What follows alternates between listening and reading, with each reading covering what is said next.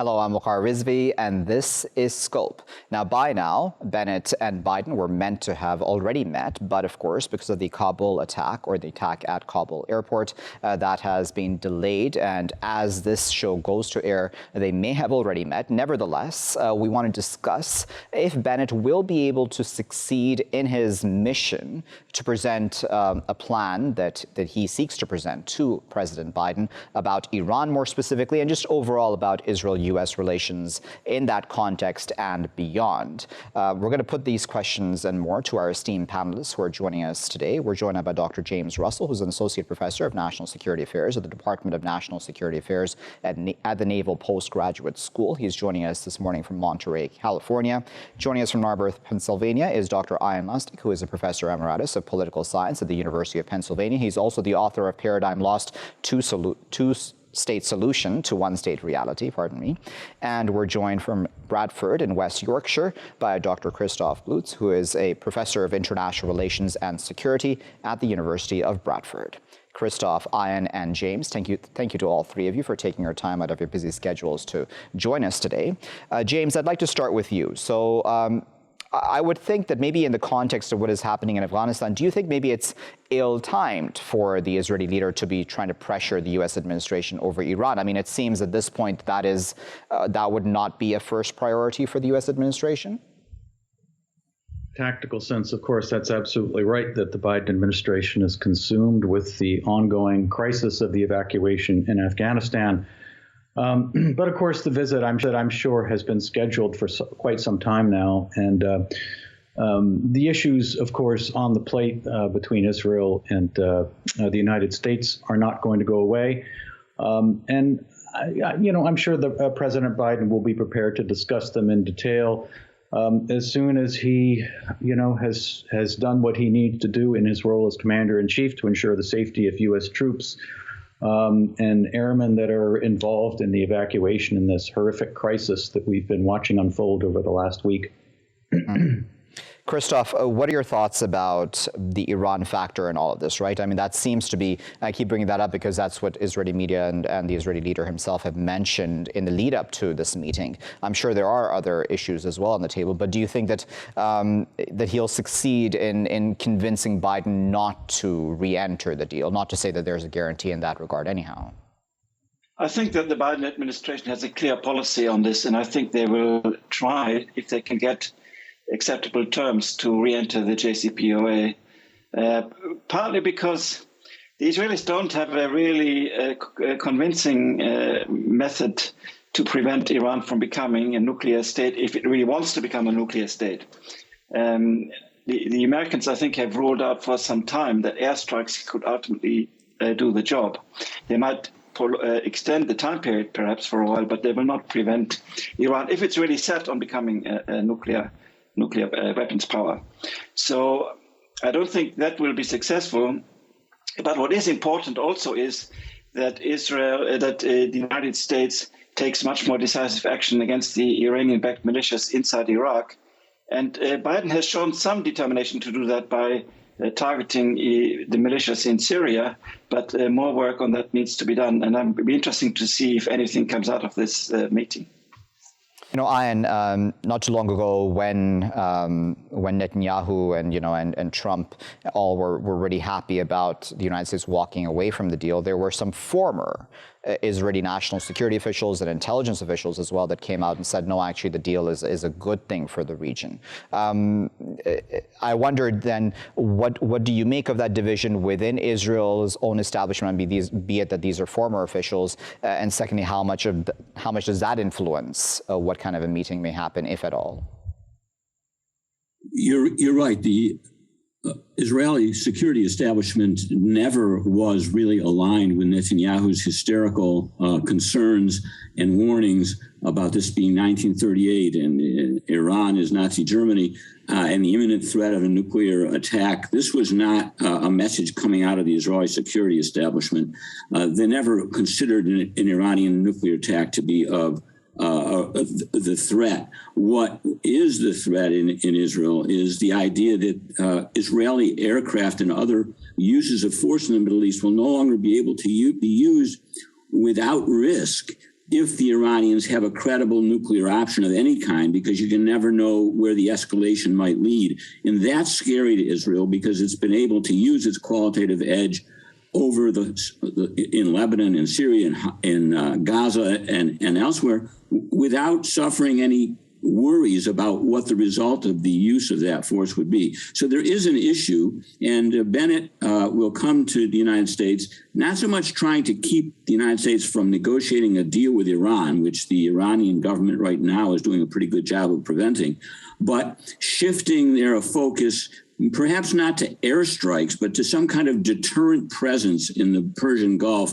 some kind of, two aircraft carrier task forces that would presumably scare the Iranians out of using it. I don't think that this is going to work either, but that's the direction that Bennett will take, taking advantage of the general feeling in Washington that at least he's not Netanyahu, and a relief on both sides that the relationship between Israel and the United States can return to something more normal for both of them. James, I would think that there is also a bit of worry and nervousness. I mean, you can correct me if I'm wrong on this, if I'm reading this incorrectly, on the Israelis' part, because there are a significant enough number of experts that I've read over the past week or so who are saying that because the U.S. is, at least in perception, diminishing its role in the Middle East, that somehow leaves a vacuum which Israel should fill. Well, I think the reality of the situation, this is again my perspective, is that the United States has been in a declining position of influence really since being forced to beat a retreat from Iraq. And what's happened in the aftermath of the gradual American reduction in Iraq is the emergence of what political scientists would refer to as a multipolar environment. In which you have regional powers and blocks, so to speak, of regional powers, which in the case of Israel, they've kind of joined together with the Egyptians and the states of the Arabian Peninsula on the one side. Then on the other, you have the Iran, what's left of Iraq, what's left of Syria, and then you also have Turkey. And you have these three sort of regional powers that are facing off against one another.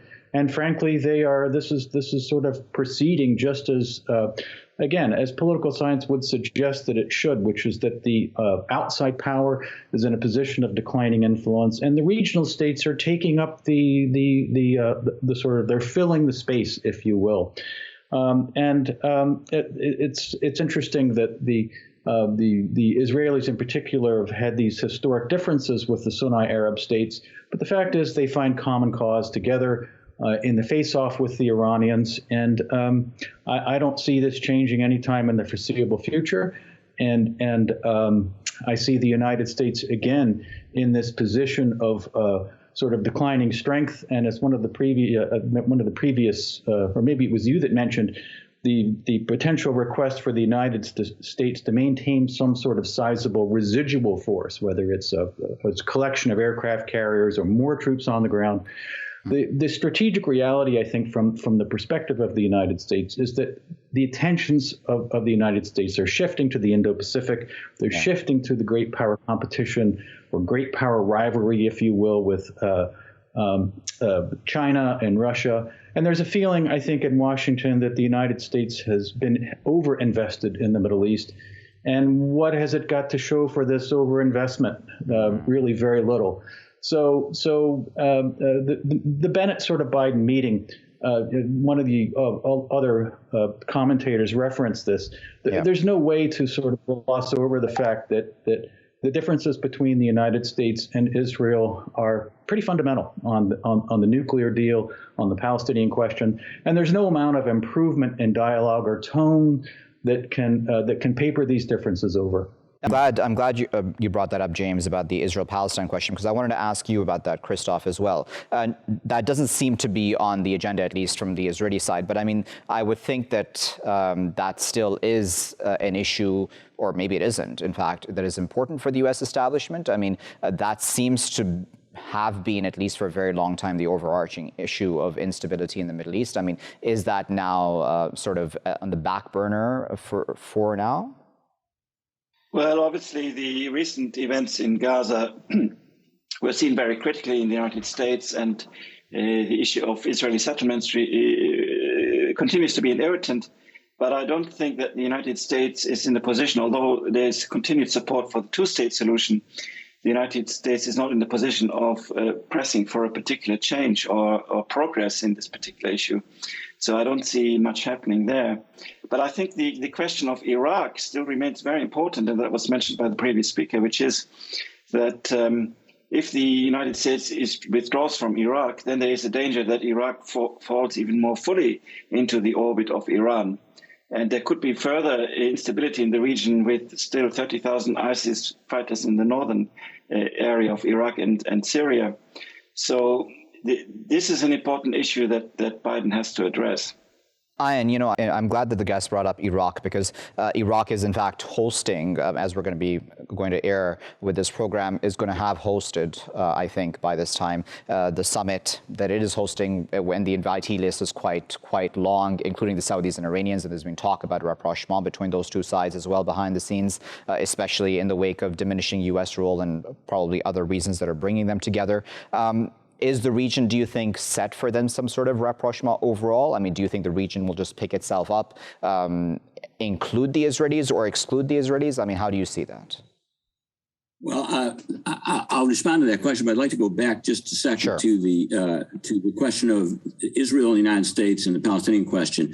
It is true that, as the previous speaker noted, that the United States' interests in the Middle East, from the point of view of the elite in the United States, have diminished, and there's a retrenchment process.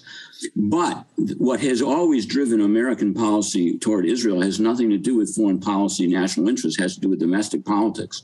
And those domestic politics imperatives that Biden faces are important, and they are changing. And they're not changing in a direction that's helpful to a right-wing government in Israel or a right-wing prime minister. And but what is helpful to both of them, and what will create a certain stability in a relationship, is that both President Biden and Naftali Bennett's very unusual government, which includes both extreme doves and extreme hawks, they all have an interest in keeping the Palestinian problem at bay, keeping it off the agenda as something, even whether it's a two-state solution, just treat it as if it's something which can't be dealt with through negotiations now. And that will help both Biden and Naftali Bennett. And they're both coming up with formulas for supposedly confidence-building measures or stabilization methods or shrinkage of the conflict to delay it. Now, that is supposed to help the regional alliances, which you referred to, and an expansion of the Abraham Accords. But those are quite delicate, and they're all based on tissues of individual U.S. Guarantees and awards to each state that will agree to participate with Israel. So I don't really see the resetting of Sunni politics in the Middle East, maybe in relationship to what's happened in Afghanistan and what's happening in Iran, that will include Israel. The larger regional issue has to do with Israel's nuclear weapons and the point at which the United States could be convinced to say, well, the answer to the Iranian threat is a nuclear-free Middle East, and that means acknowledging that means Israel must denuclearize.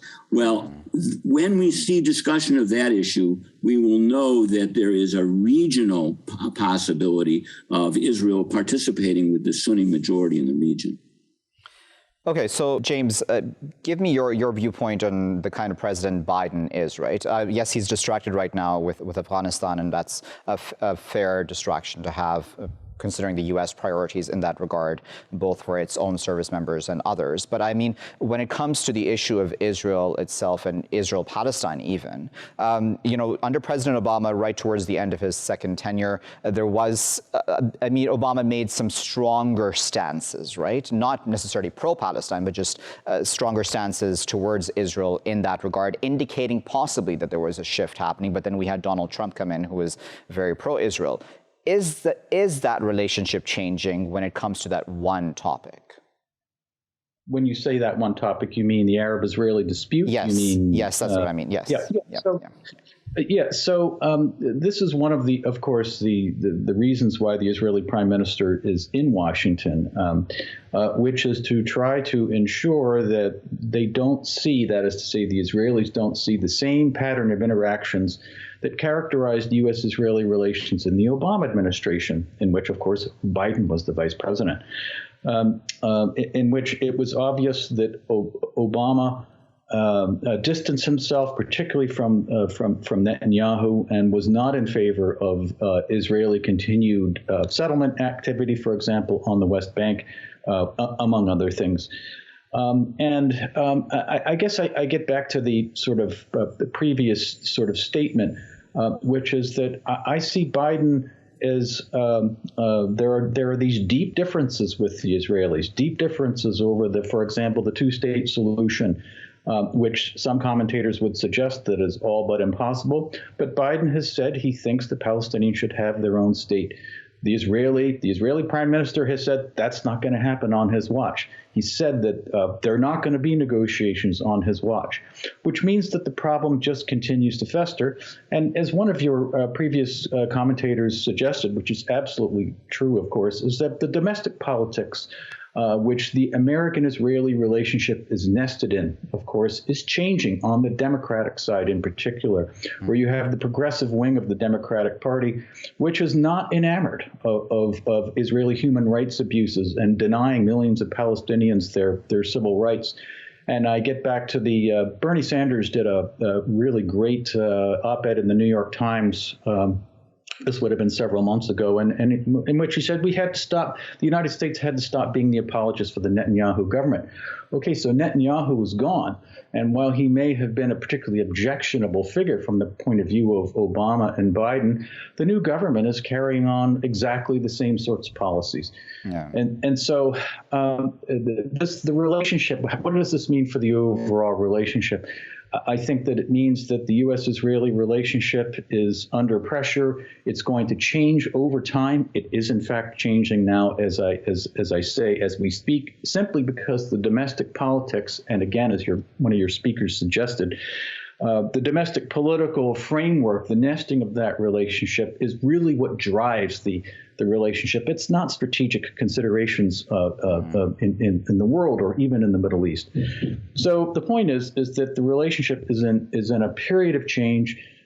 There are these fundamental differences on the Arab-Israeli dispute, fundamental differences, for example, on the Iran nuclear program. We are diametrically opposed with the Israelis on this question, although, as was previously referenced, the Iranians seem to be doing a pretty good job of making it all but impossible to re-enter the agreement. But the point is that we and the Israelis have divergent interests. We have divergent approaches. And it's not clear to me how the circle is going to be squared by any nice photo ops in the White House and a nice common statement. These differences remain. They exist. Mm-hmm. Christoph, what do you make of those differences then, this changing relationship? Well, I think if we look at the geopolitics of the region, I know that domestic politics in the U.S. has been emphasized as something very critical here, but the geopolitics still is that we have this fundamental dispute and conflict between Iran, the Shia and the Sunni in the region. And as the Biden administration has distanced itself a bit from Saudi Arabia, it seems to have to compel some of the parties to think about how they can manage this relationship more effectively. So I think a withdrawal of the United States from Iraq completely would, of course, change the situation even further. So that would make it more difficult for the Sunni states, even with whom Israel has a better relationship, to be sure. So I think these are important issues for the two statesmen to discuss at this time, what the whole geopolitical situation is going to be, because that's going to affect Israel's security very significantly. I don't see an imminent nuclear bomb emerging in Iran, because the Iranians are still trying to get more out of the United States for a potential agreement, and they are playing the nuclear ambiguity from their point of view to prevent an escalation of the conflict. But of course, it could change in the future. The argument has been made by some that, listen, the U.S. walking away from the region can only be a good thing for the region. It'll handle its own affairs. It'll resolve its own differences. Would the Israelis, or should the Israelis, will they be happy about that? So the answer to that question, we have to connect it to what the previous speaker was saying about there is no way to bridge the gaps between Israel and the United States. Substantively, if we're going to draw a blueprint for what each country wants, that's correct. But realistically, because there is no hope between Israelis and Palestinians of a negotiated two-state solution anymore, 1 out of 11 Israeli Jews lives in the West Bank. Because of that, there is an opportunity for a kind of stabilization of U.S.-Israeli relations in which people talk about the possibility of a two-state solution someday, but nobody thinks it's going to happen. And that allows everybody to escape the domestic political demands in Israel and in the United States to do something. And in that context, both Biden and Bennett have a similar interest, which is to keep to do things that don't inflame the Palestinian problem, loosen some restrictions on them, perhaps provide some limited opportunities for construction of Palestinian homes in the West Bank, prevent deportations of Palestinians from East Jerusalem homes, things like that. But in return, not to have to get anything going which would embarrass the United States because it won't be successful again in a negotiating initiative, or to put pressure on a government in Israel that would split and destroy itself if it tried to negotiate a Palestinian solution. So both sides have that common interest in them. So that's the thing we have to keep our eye on. I think the Afghanistan debacle that just occurred helps Biden position himself because it brings to the fore that what really matters is vital American interest to an American president.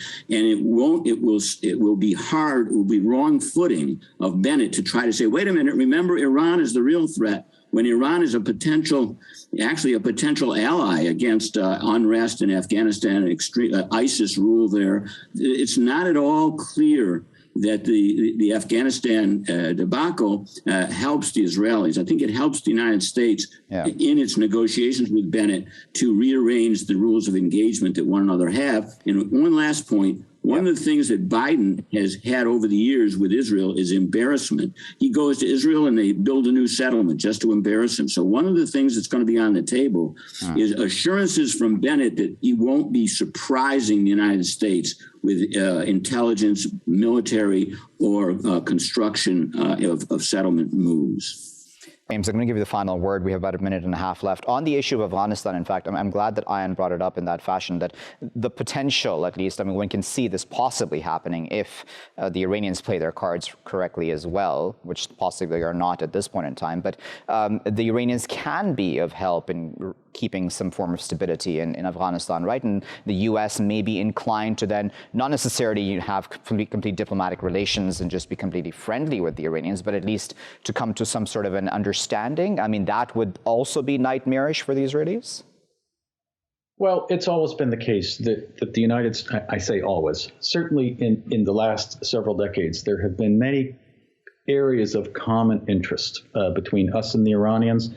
Interests that we have not pursued together, of course, because of the undeclared U.S.-Iranian war that erupts after the Islamic Revolution, and the fact is that that there are all these obstacles, sitting in the path of a more constructive U.S.-Iran relationship.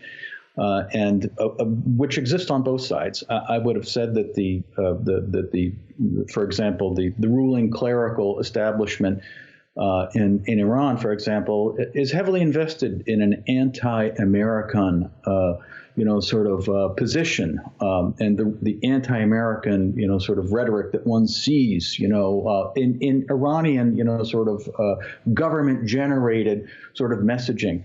it would require them to make significant changes, just as it would require us to make significant changes. I personally hope, my own personal opinion is that I think Biden has got a reasonably good team in place to manage these sorts of things. They've taken some criticism for the Afghan withdrawal. And I'm kind of on the side of the Biden administration here, which is that he made the right decision to get the United States out. It hasn't worked out the way perhaps that he wanted, but how exactly was it supposed to work that made it look better than it actually was? Let's face it, the United States went down to defeat in Afghanistan, just as it went down to defeat in Iraq, and there's no other way around it, right? I would sort of say that just as a parting sort of sort of thought. Is that it's not clear to me that the criticism and the debacle of the circumstance of the Afghan withdrawal affects the wider region. It does affect the wider region in the sense that Biden, I think, would like to also be extricating the United States from Iraq, right? I would be personally in favor of doing that. America lost the war. It's time to bring the troops home from Iraq.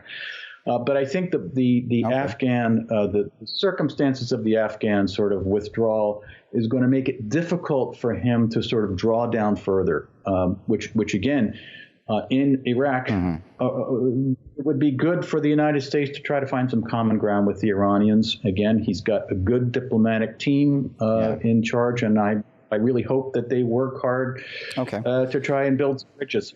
Indeed. Well, we're going to have to at that, but we really appreciate all three of our esteemed panelists, James, Ian, and Christoph, for taking their time out of their respective busy schedules to speak to us today. We discussed quite a bit, and we got through quite a bit there, but we were discussing mainly the Israeli-U.S. relationship. Bennett, as we know, is in the United States. He's probably at this point in time met President Biden already as we go to air, but what kind of a meeting will they have had? Will Bennett be able to convince Biden not to re-enter the deal? As all three of our guests essentially agreed, the Iranians possibly are not doing a very good job of convincing the Americans to re-enter the deal at this point in time, though the Iranians certainly would debate against that and say it's the Americans who are not doing a good job. Nevertheless, the important point is that's not going anywhere at this point in time, at least, as we stand today. So the JCPOA is not a guaranteed thing. Nevertheless, as James was mentioning right at the end there are certain points of common points of interest, that is, between the Iranians and Americans. Will that be enough to lean on? And does that and should that worry the Israelis? What of the U.S. diminishing role in the region? Will that and should that worry the Israelis? Can they rely on the Abraham Accords and the new relationships with certain Arab countries to ensure that their interests in the region remain safe? These are all really important questions, so we'll have to wait and see how they play out. I'll be back with my final segment after this break. Welcome back, viewers. You're still here in Scope with me, Waqar Rizvi. And in the final segment of today's show, we're going to discuss an upcoming summit that is to be held in Iraq. Iraq, for a while now, has been spoken of as a possible mediator / power broker in the Middle East. And certainly there are a lot of disagreements between different Middle Eastern countries. We can talk about the Saudis and Iranians, and there are other disagreements as well that we can certainly hone in on as well. So the Iraqis, and this affects the Iraqis certainly, right? Because they are A, trying to recover their economy, and B, are trying to ensure that whatever's happening at their borders, and we can talk about the Iranian side, of course, in that regard, that there is stability throughout the region as well, because that is in Iraq's interests in many regards. Economically is the most obvious one, of course. Will Iraq succeed in this regard? Because the invitees are quite a long list of countries, and as I said, a lot of countries that do disagree with each other. Is Iraq well placed to really play this role? Because one would think that as a country that is still very much coming out of the effects of invasion / occupation, however you want to see it, that it may not be, but maybe it is. And I'll put that to our esteemed panelist who is joining us today from Dubai. We're joined by Aveen Karim, who is a Middle East analyst with Intellize. Aveen, thank you very much for joining us and for taking our time out to speak to us today. Let me put it to you quite directly from the get-go. Is Iraq well placed to be playing this role? Well, Iraq is well placed to be playing this role purely out of the fact that it has relations with both Iran and the U.S.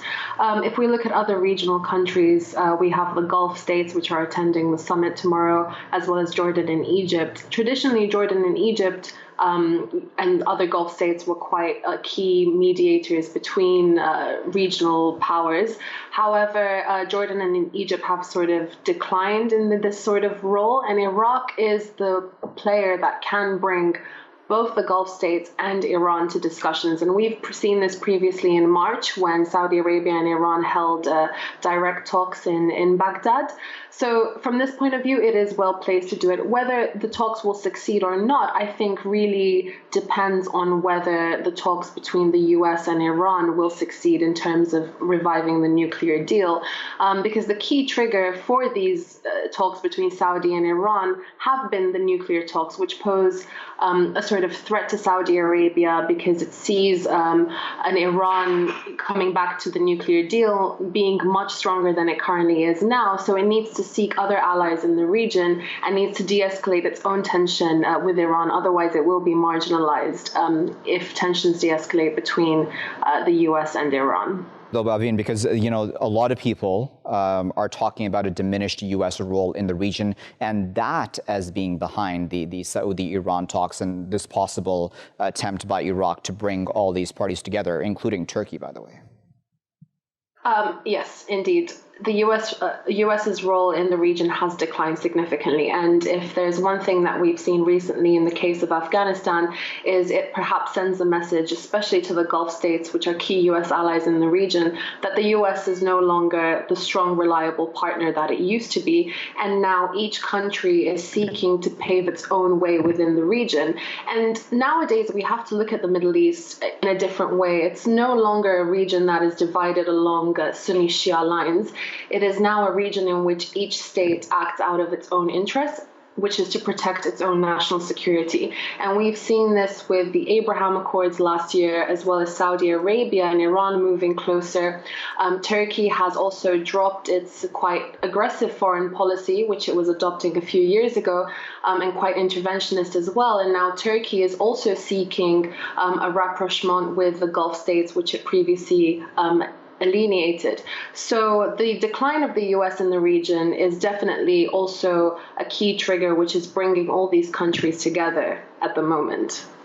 In your opinion, what these countries make of Iraq? I mean, do you think that in some of their minds that maybe Iraq is sort of shooting way above its station? And I don't mean that in an offensive manner, but just as a country that is still very much finding its footing since the U.S. walked away from it as well, in some regards, that Iraq maybe is simply too weak to try to convince all of the above? At the moment, I don't think Iraq is acting out of its own sort of interest or on its own to bring these countries together. If these states were not willing to actually sit down and discuss, then they wouldn't even be attending the summit. The summit tomorrow is actually co-hosted by France as well. We've seen President Emmanuel Macron becoming increasingly more involved in the Middle East, particularly ever since the economic crisis in Lebanon has worsened. Yes, Iraq is in quite a weak position compared to other countries, especially the Gulf states and Jordan. But it is also trying to shift away from being a traditional proxy ground for the US and Iran, and is trying to shift into becoming a mediator. While it is not necessarily the strongest state in the Middle East, I think purely out of the fact that it is so close to Iran, far closer to Iran than any other Arab state, that it has the sort of benefit to be in this position to bring them together and to bring Iran to the summit as well, because it would be quite problematic for other countries that are far closer to the US to actually invite Iran to participate in the summit. So I think from this point of view, it does have that strength as opposed to other Arab states in the region. And I would think that the benefits for Iraq, for there to be rapprochement between, be it the Saudis, Iranians, or others, even Turkey and a lot of the Gulf states as well, would be to its benefit economically. Do you think that that's one of the main points of impetus for the Iraqis and for Kadhimi to be pushing for this?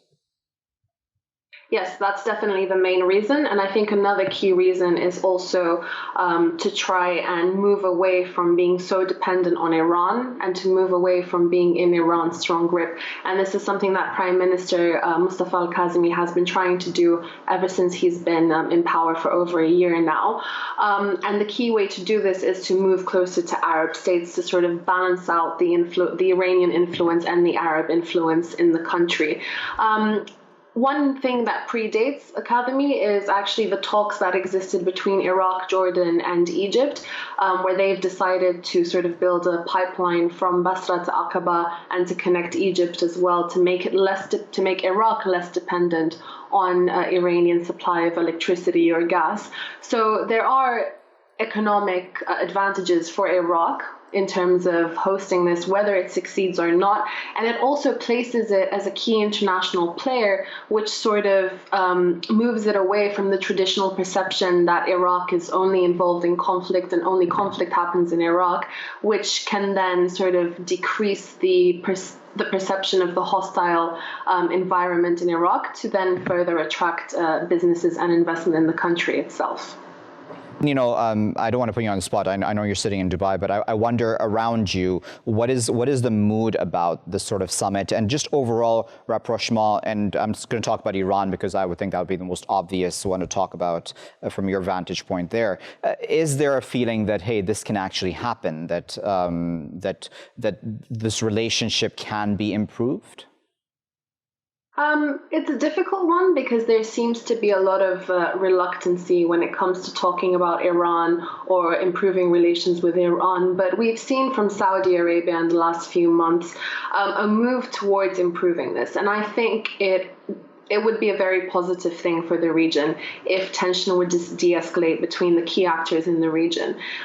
This would also sort of pave the way. So if relations between Saudi Arabia and Iran improve, it could pave the way towards a ceasefire in Yemen, a halt in cross-border attacks that are launched by the Houthis into Saudi territory, which is beneficial for the Gulf as a whole. So I think there is a sort of, it brings about hope that the region can change and it can become more stable, particularly at a time in which we're watching what's happening in Afghanistan with the Taliban becoming stronger as well. The economic crisis in Lebanon, there's a fear that the region will sort of be thrown into renewed conflict.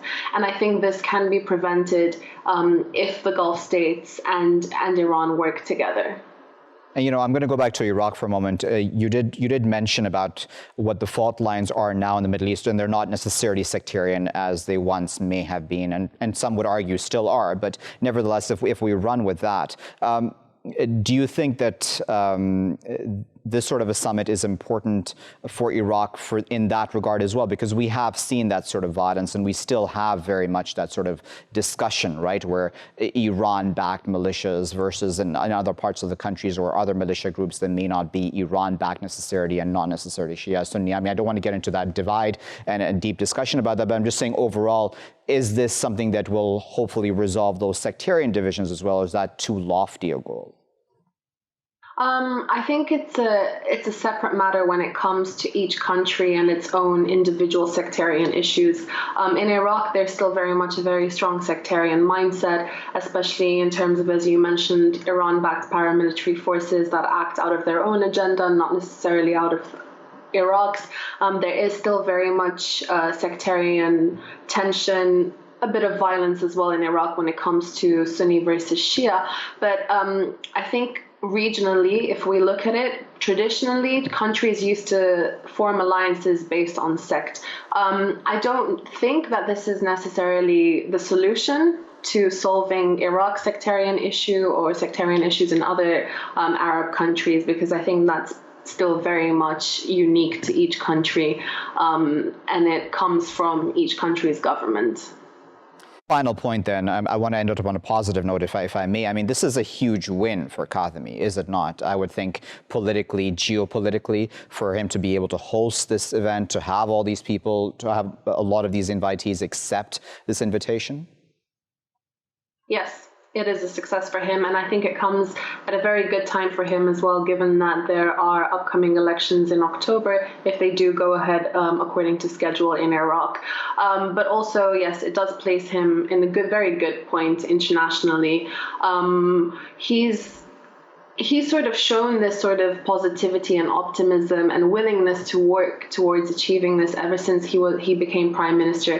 He's also had the benefit of having, prestige and good connections from his previous jobs in journalism or counterterrorism before he was prime minister. So that places him in a very good vantage point, as opposed to other politicians in Iraq, which have been traditionally either linked to certain parties or linked to certain countries in the region. So this is, whether this goes ahead or not, whether there will be a Saudi or Iranian rapprochement due to Kadhimi, the fact that he has managed to bring all these countries in one place to sit down is huge, and it's a very positive thing for him as well as for Iraq.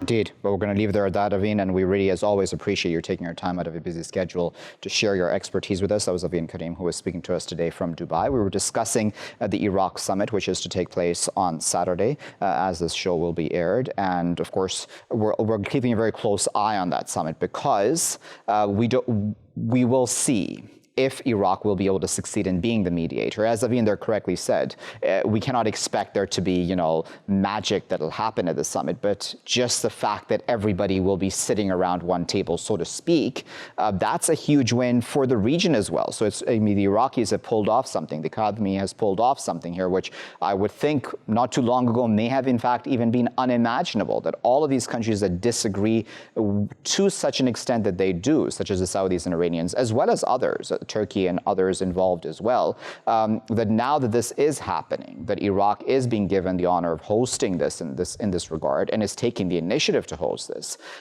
hopefully that'll be the impetus for regional discussions, for compromises to be made, for disagreements to be smoothed over. We're going to keep a very close eye on that, like I said, here in Scope. I'll leave it there for now. I've been Waqar Rizvi. Thanks for watching.